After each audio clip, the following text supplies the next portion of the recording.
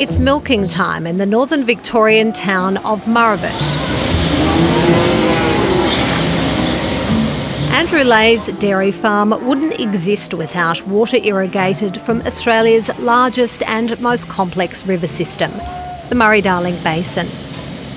We live in a 300mm rainfall area, which is not much water.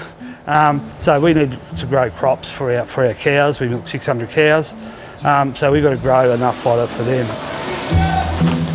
In recent years, rainfall has been plentiful here, but Andrew's worried the federal government's plans to revive the Murray-Darling Basin Plan could threaten his livelihood. I think we've just got to take stock where we are. We've got a lot of water now. The environment haven't used all their water. We're heading into another El Nino season, which means hotter, drier weather. The consequences of this can be very damaging for the environment, but also for the communities that rely on the river system. The Murray-Darling Basin Plan sets limits around how much water farmers can take from the vital system of waterways. It expires next year. The federal government's bill to extend it by 3 years to 2027 has divided opinion. Victoria remains opposed to buybacks. They cause harm to communities. We've recommended to independents to vote no, vote down the motion, the bill.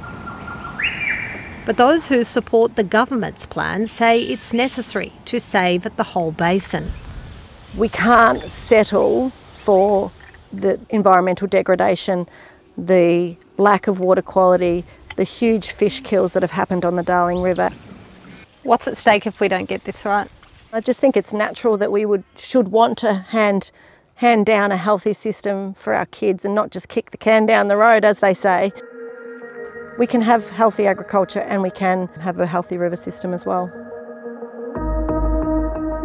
Known as Australia's food bowl, 40% of all farms are located in the Murray-Darling Basin, which stretches from Victoria to Queensland, New South Wales, South Australia and the ACT. Burn the plane! Burn the plane! In 2012, after the Millennium Drought and fierce opposition from farmers to the plan, the Gillard government struck a deal with the basin states to restore river health by recovering water, mostly from farmers through water buybacks. And that was because over many years governments had handed out excessive entitlements to extract water for irrigated agriculture.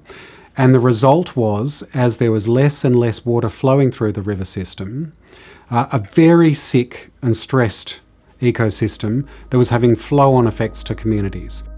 Last week, a Productivity Commission report found the Murray-Darling Basin Plan won't be delivered on time or on budget, noting its target of returning the equivalent of 3,200 gigalitres of water to the river a year by 2024 had stalled.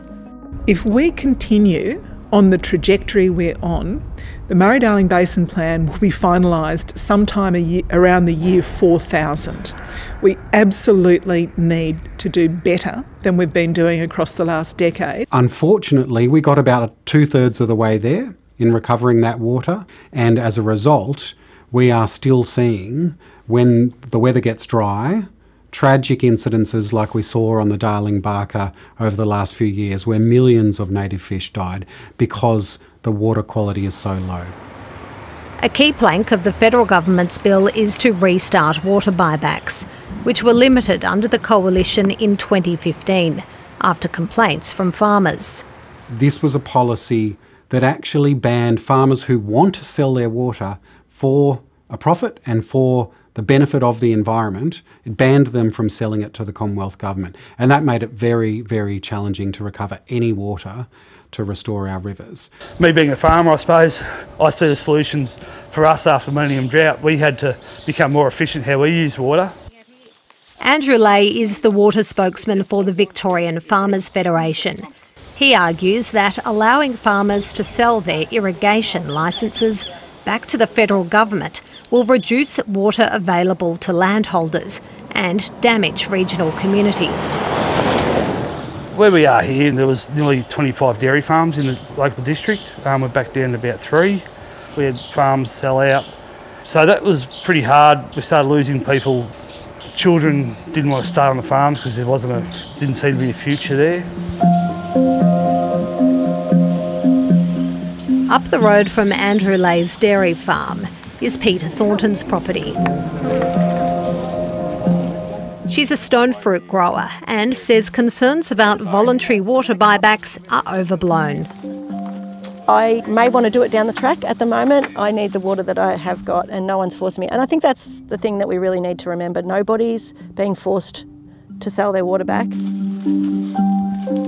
We have always made very clear that this is about willing sellers who want to sell part of their water entitlement to the Commonwealth Government for putting back into our river system to protect drinking water, protect our towns, protect the environment. The federal government is also facing a split among the state Labor governments affected by the plan.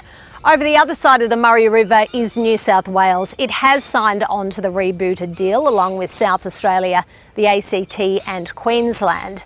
But it says structural changes to the river systems, not buybacks, are the solution. Here in Victoria, the state government is refusing to sign on at all, arguing it's already done enough. The last time Victoria had buybacks occur, they did real harm to communities, and we know that 100 gigalitres taken out of Victoria's system will cause around $140 million of loss in food production, and it will also cost around 460 jobs. These are mistakes that we cannot afford to repeat again. The modelling that the Victorians are using is nonsense. It's been completely discredited. The Victorian government knows it's nonsense. It's extraordinary that we've got a Labor government using dodgy modelling to join up with Barnaby Joyce and David Littleproud. If Victoria doesn't sign on to the Murray-Darling Basin deal, it stands to miss out on hundreds of millions of federal government dollars for water efficiency programs. How would you describe the way the federal government is handling this issue? They're bullies. How so? Well, they're saying if you don't sign up for this, we won't extend those projects to get finished. To get the bill through the Senate this year, Federal Water Minister Tanya Plibersek is facing opposition from all corners. Some First Nations groups are also angry and trying to garner support to kill the bill. It's not conducive to what our people, our nations, believe is the right way to manage water for country. The Productivity Commission noted the Basin Plan needed to do more to recognise the values and interests of First Nations people. Well, the solution is to afford and hand back control to the First Nations. We need our water. We've had multiple meetings with multiple different First Nations organisations, from the top of the basin in Queensland to the bottom of the basin in South Australia and everywhere in between. With time running out to extend the deadline for the revamped Murray-Darling Basin Plan, the Federal Water Minister has a lot of work to do. We're still talking to the Greens. I'm also still talking to the Nationals and Liberals. I would like this to be a bipartisan or a whole of Parliament agreement that we need to deliver the Murray-Darling Basin Plan. The only thing that guarantees water for the environment is passing the amended plan as we're suggesting.